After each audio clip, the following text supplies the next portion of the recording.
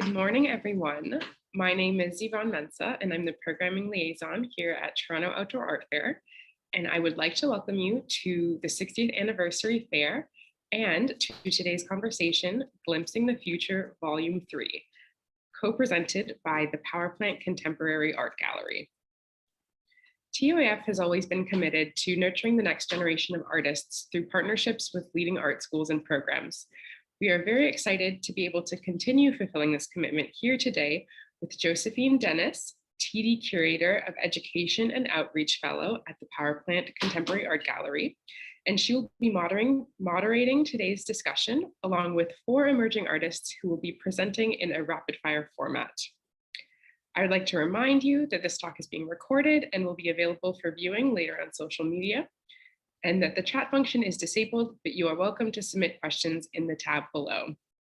I also invite you to take the time to meet our artists and engage with them at toaf.ca, and hopefully you will find something that you like, a great piece of art that you can take home with you. And with that, I will now turn it over to you, Joséphine. Thank you.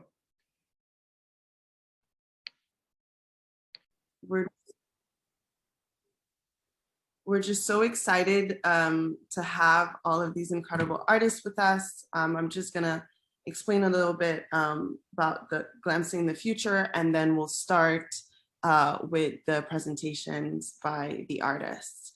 So as Yvonne mentioned, the Power Plant, as part of the Toronto Outdoor Online Art Fair, presents Glimpsing the Future Volume 3. So during short visual presentation, Mitchell F. Chan, Basil Alzeri, Nico and Queen Kikoyi will present and speak to us about their studio practice and a little bit about their vision of the future.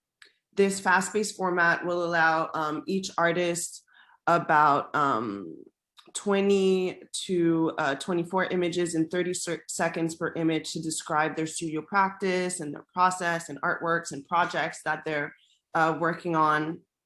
And then following that, if you have any questions, we'll answer those. This is just an incredible format, I believe, to sort of get a glimpse into these incredible artists' practices. And I see it as sort of like a beginning entryway into engaging with their practices and supporting them throughout their projects. So I will be introducing each artist as their presentation is about to start. Mitchell is first. So Mitchell F. Chan has created innovative works about technology since 2006. He creates large-scale public works, gallery installations, and digital artworks. He is best known for creating one of the earliest non-fungible token artworks, which linked the unmateriality of blockchain to the conceptual art practice of Yves Klein. In 2009, he was awarded the School of the Art Institute of Chicago's Trustee Scholarship in Art and Technology Studies. His work has been covered and discussed in numerous media outlets including Art Forum, Art in America, Vice, Canadian Art, Slate, the Toronto Star, and Gizmodo. Mitchell, thank you so much for being with us and for sharing your practice with us. Yeah, I'm really looking forward to your presentation. I'll just leave it to you now. Hi. Thank you, Joséphine. Today, I will be presenting the concept of void as material. I'd like to begin with this image of Black Square by Kazimir Malevich. When Malevich painted this in the year 1915, it was a declaration of art's independence. By painting a black square, he was asserting that a painting needn't have any real-world analog. It needn't have any representational value. By painting the void, he was asserting that painting could stand on its own as its own thing, or in other words, art as art's sake. For most of my career, I've also been interested in creating art out of an absence of material. in the same way that Malevich here is interested in creating art out of an absence of aesthetic. However, I use the notion of void to a very different end. Whereas artists like Malevich and early minimalists were attempting to assert art's independence as its own thing, I use void because I believe that it has incredible representational value.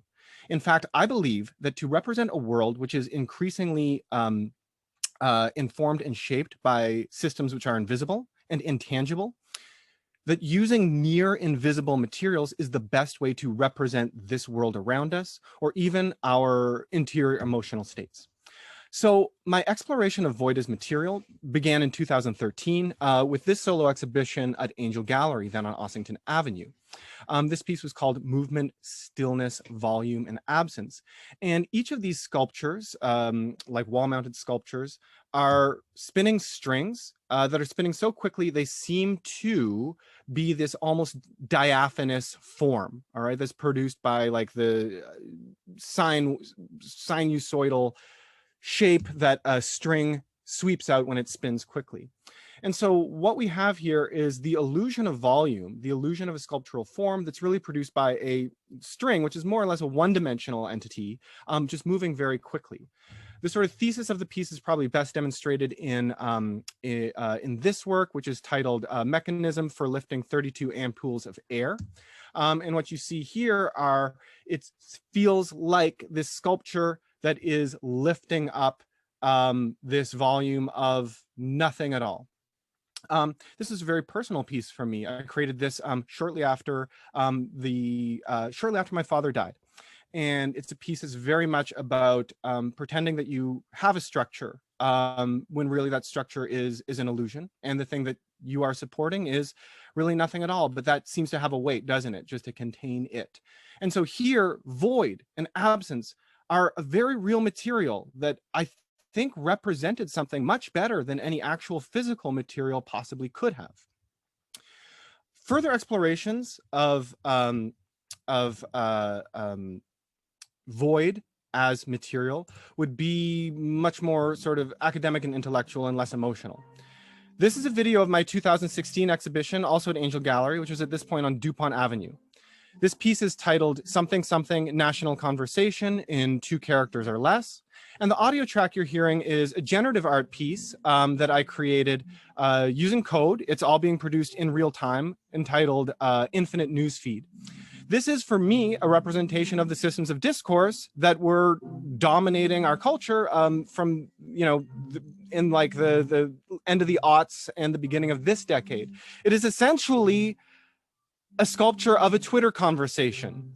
2 oppositional forces with very little substance to them that exist really only to produce the spectacle of conflict, and which result in absolutely nothing at all except the repetition of this conflict. This all happens while the news plays in this infinite drone. It was a fascinating and I believe prescient time to be making an artwork like this, as I conceived of the artwork in 2015, and it was executed and first exhibited shortly after Donald Trump's election as president, whenever the sort of notion of discourse with no real substance at its core, fake news, etc., had produced a very real presidency. And this was sort of what it felt like to be arguing at that time, and maybe still does online. I believe that void and absence and the illusion of presence can be a meaningful material in other contexts, particularly in public contexts where I do most of my work. This is a maquette for a forthcoming monument to United Nations peacekeepers, which will be installed in Peterborough, Ontario, later on this year. To create the monument for United Nations peacekeepers, I wanted to present something that was a vision of a world that may or may not be possible, but still give it form such that it could be sort of pondered and dreamed about. And so this piece, which uses United Nations signature robin's egg blue, is these 2 monoliths that are sort of standing on guard. And there are these 2 blue protrusions that sit in these mirror finished planes. And when you stand inside or in between the 2 monoliths, this hall of mirrors effect is produced. And the effect is the illusion of something that doesn't exist, but is a goal that I believe peacekeeping forces strive towards, which is the idea of a border which is lifted off the ground and permeable, where distinctions between nations and cultures are acknowledged and yet not oppressive. The idea, this is another instance where creating not something, but the suggestion of a thing is more powerful than creating the thing itself, because of course, I wouldn't want to create an actual barrier that stretches around the world. But the idea of one and giving that some kind of form, even an imaginary form, I believe is very powerful. Finally, in the public forum, we have this other sculpture, which will soon be the gate to Edmonton's Chinatown, to be installed at sometime in the autumn. This piece is called Invisible Gate, and it is to be situated in a neighborhood which is, like many Chinatowns around the world, a site of rapid gentrification. And as this area was being gentrified, the city created a new light rail station there in Chinatown, and this resulted in they had to take down the gate to Edmonton's Chinatown. You can probably imagine what this gate looks like. It looks like, you know, a lot of gates to a lot of Chinatowns around the world. It's a big red gate, and there are two sculptures of lions at the base. As I'm conceiving of what the sculpture should be, we're having a lot of conversations about what values are and are not right to represent in public spaces. And we're learning that it's time to update a lot of those representations of values through public art in public spaces. The corollary of that is that it means it's also not okay to take away markers of cultures that have existed in public spaces. So my proposal was to simply create new lions to replace the ones that had been taken away, that were the markers of a culture that had inhabited that area for a number of generations. So, but I proposed invisible sculptures. These are milled out of, they're not actually invisible, but they're milled out of clear acrylic, so they have a certain sort of quality of absence. Also notable is that engraved into the beginning of into the insides of these sculptures, barely visible, are artifacts that I 3D scanned through a community engagement process with 90 people who were on the site. I asked them what they had in their pockets and if they'd be comfortable leaving a mark on the site. I 3D scanned whatever they had. It might have been a lighter, it might have been a wallet, it might have been an ID card. And in this way, they've permanently sort of left their mark in the space, no matter how the demographics of the area change. Finally, void as material is not a new idea, and probably the most radical and well-known application of this idea that I've had was to find a correlation between the work of the French artist Yves Klein and emerging technologies. So Yves Klein is known for this famous portrait, Leap into the Void, but he was an artist who was very well known for his work in the void and very well known for his understanding that an artwork could be a sensibility, a state of belief, or an idea that can be transmitted without the exchange of material goods. And in fact, that the exchange of ownership of an artwork was a separate system which related to the exchange of the experience of the artwork, but was not the same thing. And so in 2017, I wrote a 33-page essay that proposed that in the future, it's possible that we might be exchanging immaterial artworks on this new technology called the blockchain. And I imagined what that might be, and that it would be sort of the ultimate medium for the exchange of conceptual artworks, and that it would complete Yves Klein's stated mission of separating the expressive form of an artwork and its commodity or exchange form. In doing this, the expressive form of the artwork is liberated to be anything at all, and that includes nothing. That it could be complete immaterial sensibility. And so I translated Yves Klein's zones of immaterial pictorial sensibility to a blockchain token. Recently, that has been called the first ever sort of fine art NFT produced in 2017. And it is, I believe, a path forward in the future for creating conceptual works and works which embrace void as material. Thank you very much.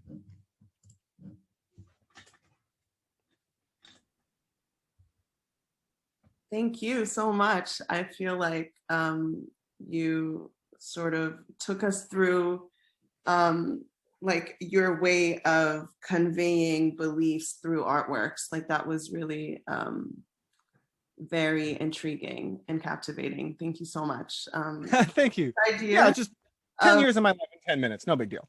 you know, that's nothing at all. Yeah, but I think this this idea of absence and transparency and invisibility as a stand-in for meaning is it's going to stay with me.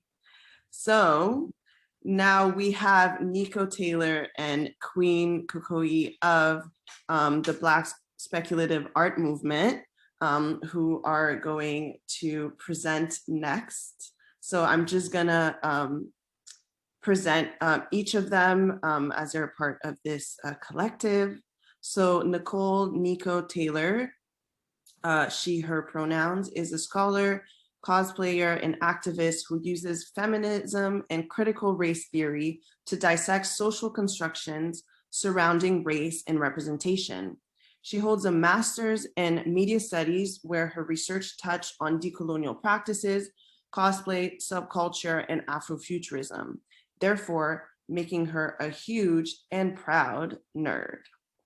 So Queen Kikoyi, she, her, they pronouns, is a Black, queer, mother, author, art educator, award-winning scholar, activist, mental health advocate, and international artist. Queen uses visual arts, mindfulness, and storytelling to facilitate discourse that decolonizes the Black identity and affirms all intersections of Blackness.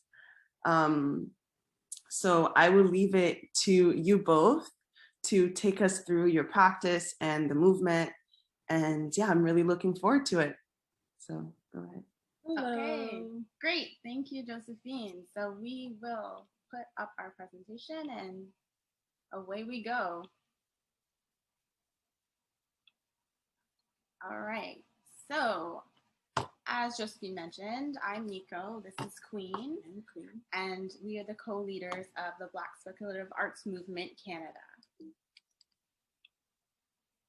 So my name is Queen. I'm one of the co-leads, and how I came to Afrofuturism is through this combination of art healing and narrative-based healing that kind of reconstructs the future, the stories of our history to recreate our future. Okay, and I'm Nico. So my way through art really starts with Afro-Caribbean dance. So I joined when I was younger, like 7 years old, got put into Afro-Caribbean dance because I was super shy, and it was just a hobby for me at that time. I never really saw myself as being involved in an art praxis. It was just kind of me learning about my culture and my community. And this eventually led to me being able to participate in the opening ceremonies for the Pan Am Games. And then eventually came to cosplay and started learning more about myself as an artist, and then found my way to BSAM doing research on Afrofuturism, cosplay subculture, and Blackness. So BSAM Canada, which is Black Speculative Arts Movement Canada, started as an artist collective with Quentin Rossetti and Corinne Ware, and it launched at OCAD University in 2016. Over the next 4 years, we mostly been focusing on conventions as a way to bring Afrofuturism and other areas of Black speculative arts to a wider Canadian audience. We've since expanded into public art and doing a Black STEAM-based program, so that's science, technology, engineering, and art and math, but we add elements of metaphysics, which is African-centered spirituality, and numerology, doing programs for Black youth. So in 2020, Nicole and myself were able to bring the organization into its next phase, which is a nonprofit cultural arts organization. And our goal is to create a platform for a collective platform for Black speculative artists to highlight their work and create opportunities for tangible realizations of things to talk about in our conventions as well. The framework we work through is this Abantu framework, which is a Zulu phrase. And it's through the mindset of abundance and the fact that we work better together as a collective to achieve something. And our main focus is collectiveness, competency, and consciousness. And we use these 5 pillars here that you see here to approach all of our work. So the first project we're going to talk about is our project collaboration with the Bentley. This was our actual first public art initiative that we took on as a nonprofit organization, and the campaign was correlated with Bentley and Waterfront BIA. So the campaign occurred in July of 2020, so last year, and it was during a period of civil unrest at a time where there was protesting, calling out police brutality against Black folks, also addressing like the gaps with Black artists, businesses, and entrepreneurs. So this collaboration highlighted visions by 9 talented Toronto-based artists, Black and Afro-Indigenous creators that wanted to plant seeds for a better future. So we were able to, in collaboration with Bentley, to create wild postings for each of the artwork you'll see. And they were featured in 50 locations, as well as having a video truck that drove around areas outside of the downtown core into priority neighborhoods, which we believe is where the message is needed to be seen the most. So the first thing you see here is AC Mensah, who is a dancer, choreographer, and a movement director. And then we have Quentin Versetti, who is a visual artist, art educator, and storyteller. And then we have Young Yemi, who's a photographic and digital arts creator.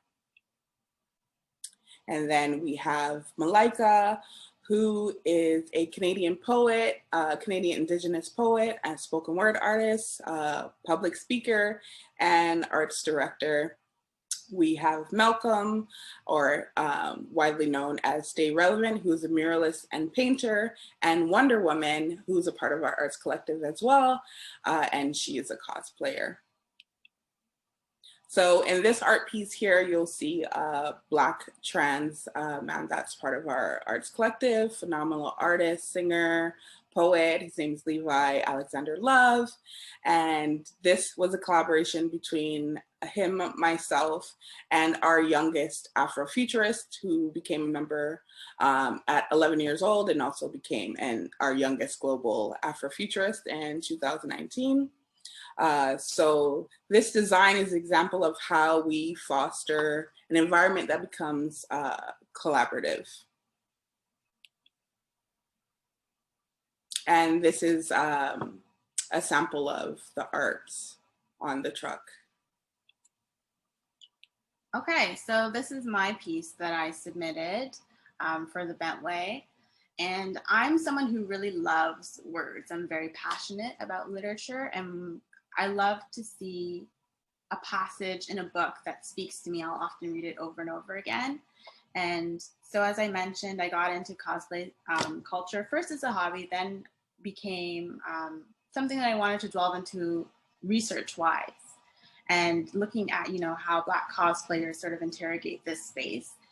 And one thing that really stood out to me is that when you cosplay, it really opens up spaces for your imagination to kind of take you into areas that have been previously blocked off, especially for Black folks. So I chose the phrase "create the space to be extraordinary" because I'm all about, breaking through those boundaries in your mind first to then be able to realize it within the public sphere. And that's just an example of how my artwork looked on the truck that drove around in the neighborhoods that Queen mentioned before.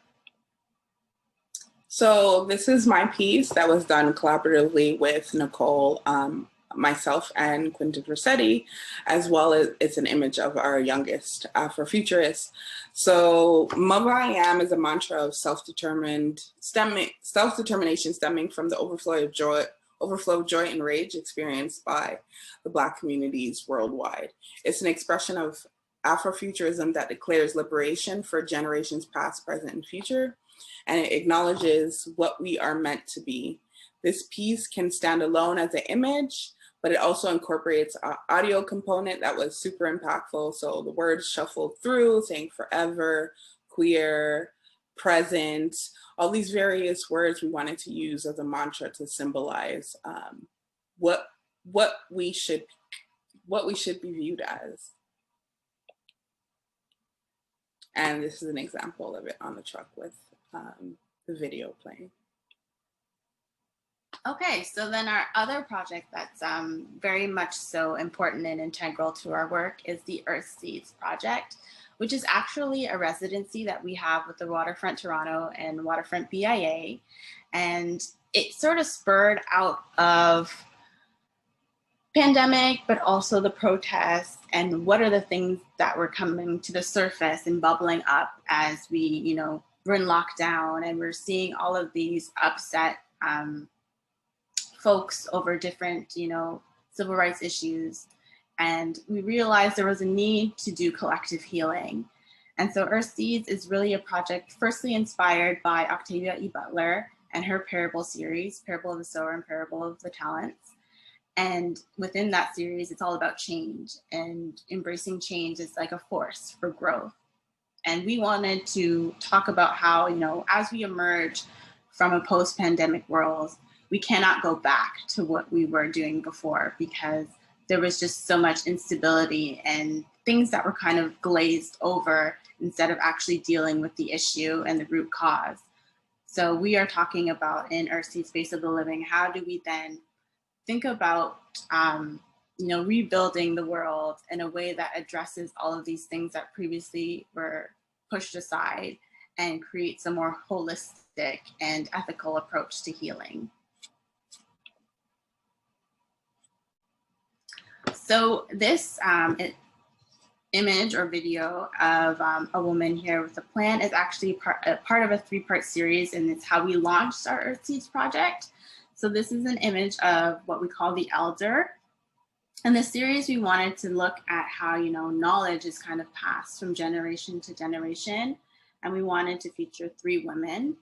And she's photographed by the water, of course, because it's a project for the waterfront, but also we see water as a connector that brings people together instead of seeing it as, you know, this big body that sort of separates communities and neighborhoods. But we also see it as a healer because, you know, water is in all of us and water is seen as a purifier. So we really wanted to highlight that by having her photographed by the water. And this particular space is by the Spadina Wave Deck. Then we did one of a youth, and this is photographed by Atkins Place Park. The water is behind the youth there. And then the last one that we did is the adult, and this is at H2O Park West. And once again, we're focusing on just invoking that idea of creating this healing space by the water and talking about connection. So one of the projects that are coming out from this residency for Earth Seeds is a Comedic yoga series. And we're working with Fonette Ford. She's the facilitator. And each series is focused on an element. So this one that you're looking at right now is air, right? Yes, this one's air. So the Comedic yoga series was filmed by the Westin Hotel in downtown Toronto. And we really, our approach to this was not just to create, you know, an exercise video. We wanted to really do something that was stylistic and really evoked the element that we were featuring within each series. So that one, as I said, was air. And also it was a more intimate look at, you know, healing your body, looking at the things that are sitting heavy within you and finding ways to release them to then go about your way and your day throughout this time of instability caused by the pandemic. And we wanted to add this element of healing brought through like literature and writing. So we created journals for people to go through to write affirmations to themselves and as well to write letters for the future for themselves.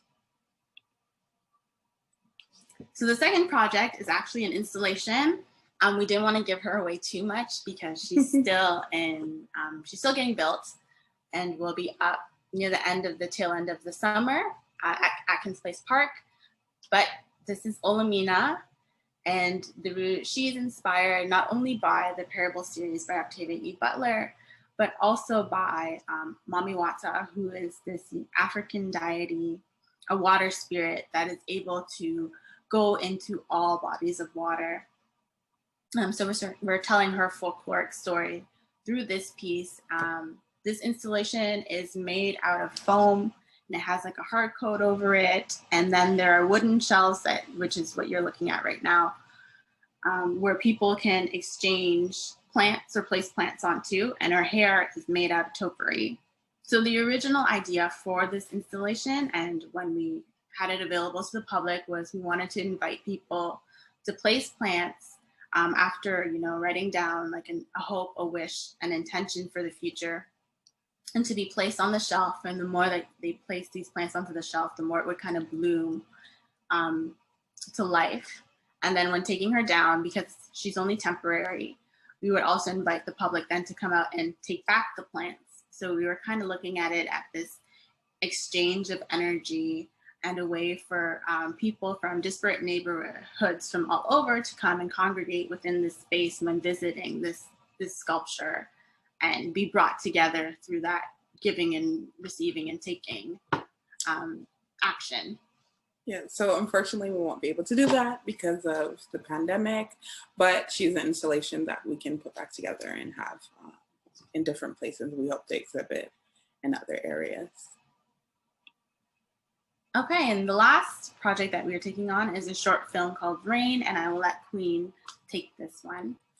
So Rain is a part of the Earthseeds project as well, and it's going to be around a 5 to 10 minute short film, animated film about an Afro-Indigenous non-binary person it's surrounded in this understanding of the water and how we conceive water as spirit, guardian, and life force, and as a holder of memory and history. So the goal is to inspire conversations on collective ways of healing, using water as an instructive tool. So to conclude, we use the phrase here at BSAM, we are living proof of the Black future. And we use artwork that engages in creating alternative spaces, thinking about how stories of the past can be realized in the present to then shape our future. Yeah, so an example of this, for instance, is the Earthseeds project that we told you about. So as I mentioned before, this project is really addressing, the experiences of the pandemic and the lockdown, but also compiled with what was going on with the police violence and all the protests and the upheaval that a lot of Black folks were feeling, but then in general, a lot of people were feeling because of being overstimulated by media and, being locked in our houses. And now we also have the news about, the unmarked graves with the residential schools. So as a society, we are in need of some deep healing, and we're in need of actually addressing these issues that are causing harm in our lives, that live in our body. So we really want to use this project and the other things that we do as catalysts to think of alternative ways to approach, living within a society and living amongst each other. And that's what we kind of push with BSAM and everything that we approach when we take on projects or events, etc. So we're always kind of thinking about, how do we bring in stories of the past to then affect what we're doing here in the present, but then how do we pave a different route in the future when we approach our artwork. So that's all we have to say. Thank you. And this is where you can find us if you want to learn more about what we're doing or just, give some love.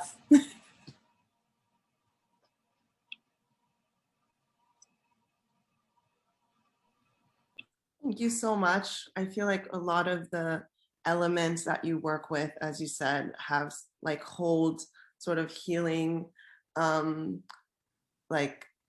healing powers to them. And I feel like you too, and the work that you do sort of are sources of that healing and are connective sort of tissues for the Black community to come together and do their work collectively and collaboratively. So this was really inspiring, and thank you so much for the work that you do. Thank you. Thank you. Of course. So next with us and last is Basil, if you want to maybe join me. So as my work was introduced, my ongoing research and practice examines the politics and significance of work and in our lives. And topics that my work addresses include professionalization, careerism, emotional, immaterial, and unrecognized labor, and the co-optation of relational practices by socially engaged art.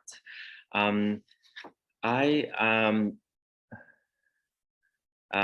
would like to say a couple of things about work. The work is just a productive or operative activity such as employment, as in some form of industry, especially as that kind of a means of earning one's living. So I was planning to show you some of my drawings, and then kind of moving on to move to certain works for this short presentation. I kind of had a question of what that work always has been conducted and regulated in an effort to produce and accomplish something. So in that way, I kind of been thinking a lot about how much work occupies of our life, and it's kind of like it seems like to occupy average of 50% of our waking hours. So the rest is spent preparing for work, getting ready for work, eating, and getting dressed, thinking about work, going to work, leaving from work, and sometimes we have to go to work from work. Even our sleep or resting hours are usually governed by the working hours. So there are so many different types of work, but self-employed workers such as artists, mothers, homestay mothers or fathers, musicians, artists, etc., have to plan and organize their daily tasks themselves by designing an efficient yet simple system. So the most common system that people use, either that they go to like a 9 to 5 job or they work independently as self-employed, are these the system of lists. So I wanted to show you specifically my, unfortunately I can't show you the better images, a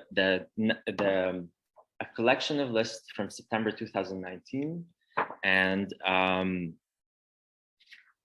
these lists are all kind of like, you'll see them that they will move kind of in, they were supposedly organized in order. Some of these lists are, they have, of course, the dates and the tasks that usually one writes. And so for these lists, I wanted to kind of like point them out as kind of like a tool to measure productivity or progress on daily basis. So lists can be produced as short-term, daily, weekly, monthly, or long-term, as like also monthly, annually, and for a lifetime. A list is a document that is not not only displays one's goals, but also like dreams and aspirations, and reveals if the goals were realized or missed for whatever reason. But in any case, I personally think of lists as drawings of our daily tasks, either significant or not. They are recorded, itemized, and scheduled.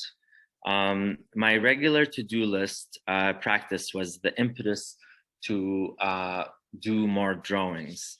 So as I kind of noticed that I'm doing a lot of lists and the lists are turning into something that I could call a drawing, I started to kind of almost like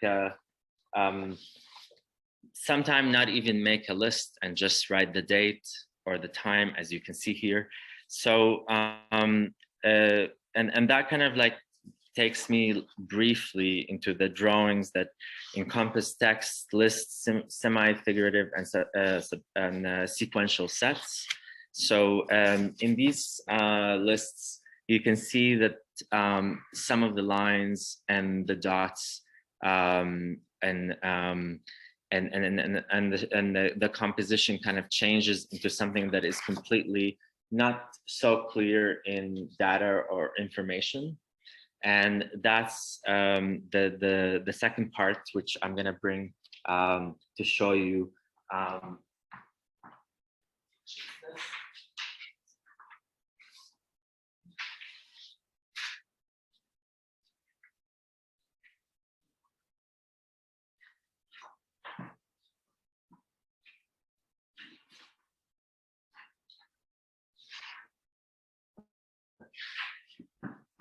So in this part, I wanted to kind of show you how these lists kind of transform from a combination of text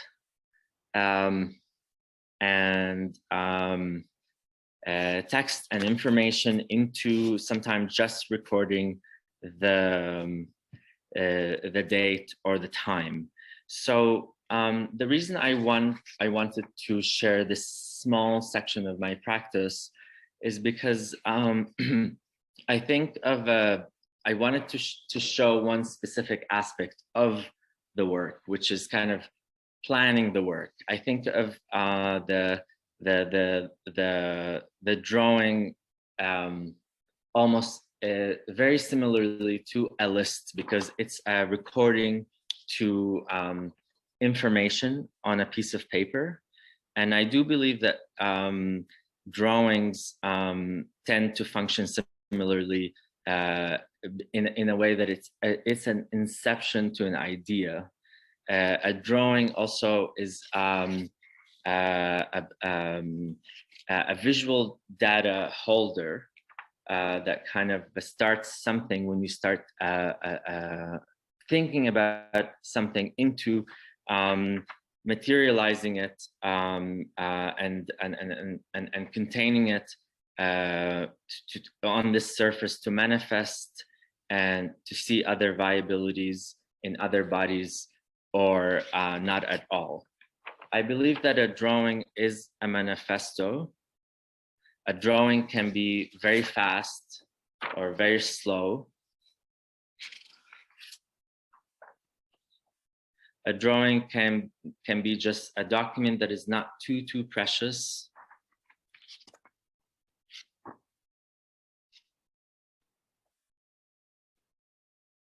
It can be gestural.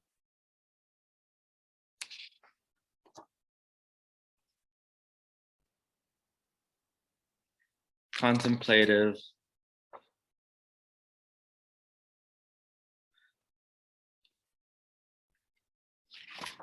And a drawing is one of the first proofs that a child achieves in life. A drawing is a mark.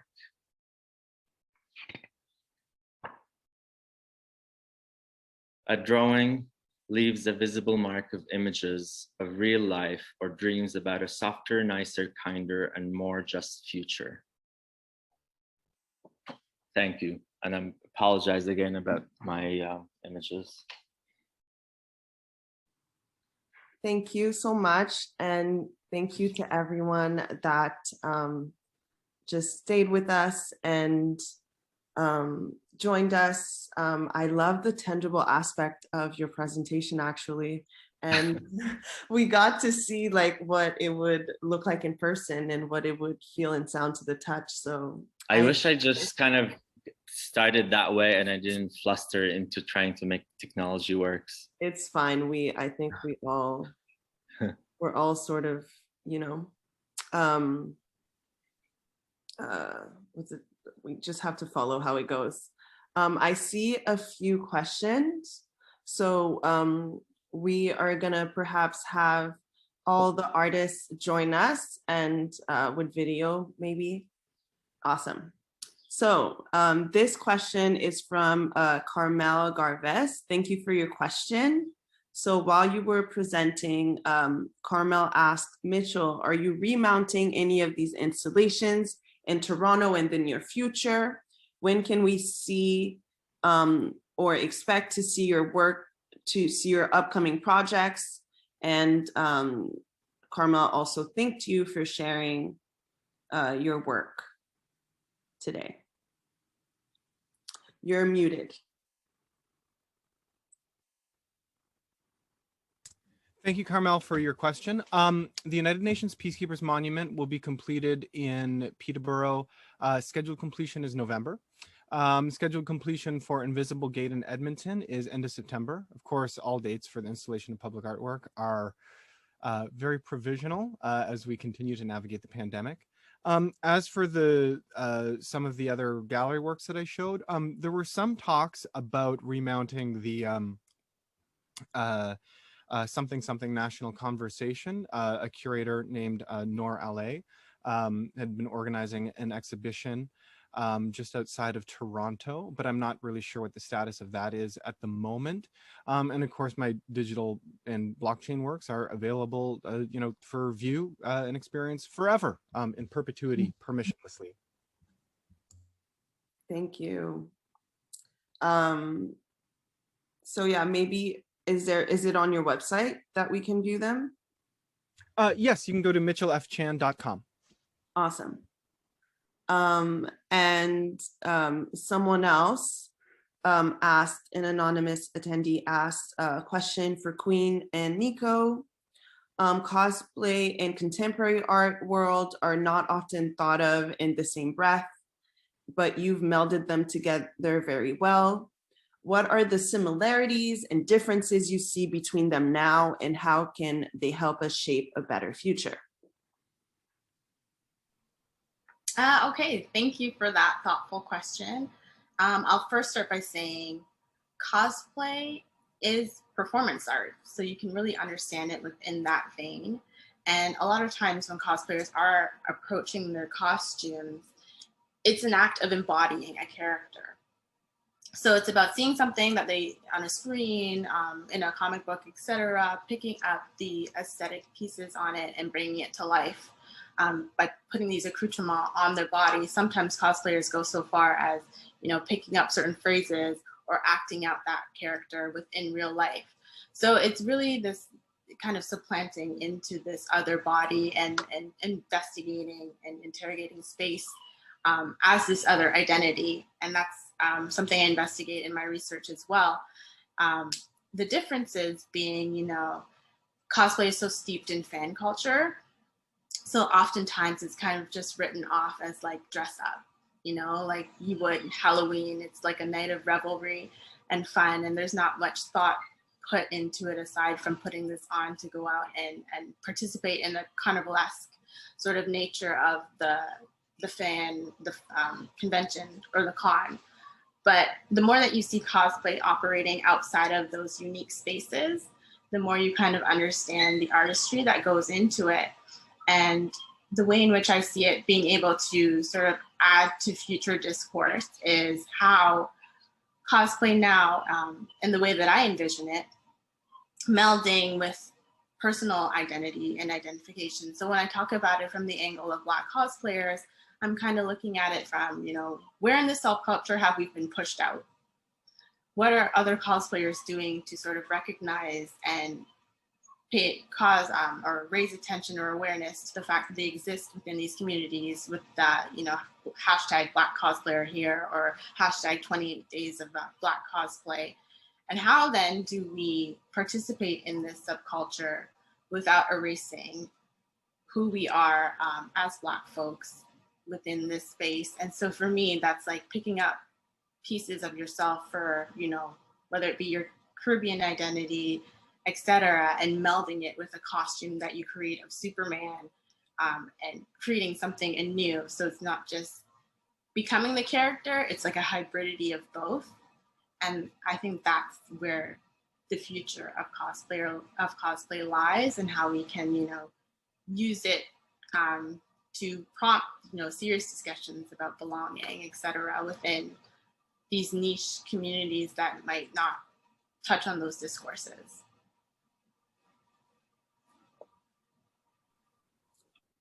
Thank you for this answer. So maybe one more question from Annie Tung, who's asking, thank you, Annie, for your question. And Annie is asking, as an artist using cosplay and art, can one live daily life through cosplay? Is it possible, or is it too exhausting? Okay, so you asked if one can live daily life through cosplay? For sure. I think if you understand cosplay in a different, let's think about when you go to an interview. So let's take it out of the section of just experiencing it within the con, and we think about how we dress up throughout our lives. Like when you go into work, you're one persona. When you go to hang out with your friends, you're another.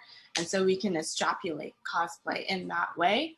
So then cosplay, yeah, can become, you know, a daily way of experiencing life. And I think some cosplayers take it beyond that, and they craft multiple personas, because I kind of see each cosplay character that you embody as a different part of you.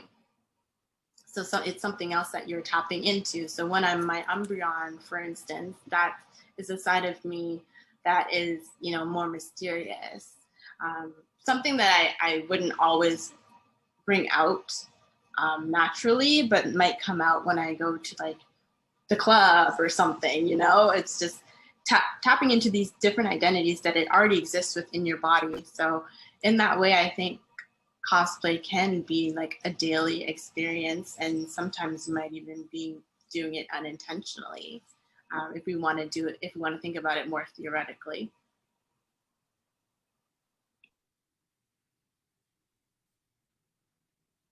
Thank you so much. And we have a little comment from Carmel saying, thank you to you both.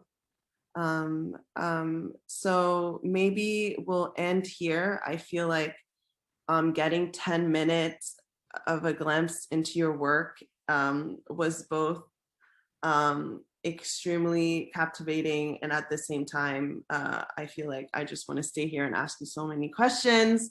But the whole point was for this to be, you know, fast-paced. So I hope that everyone that joined us now and joins us in the future through the recording will just use this as a way to just engage with your work and your project more.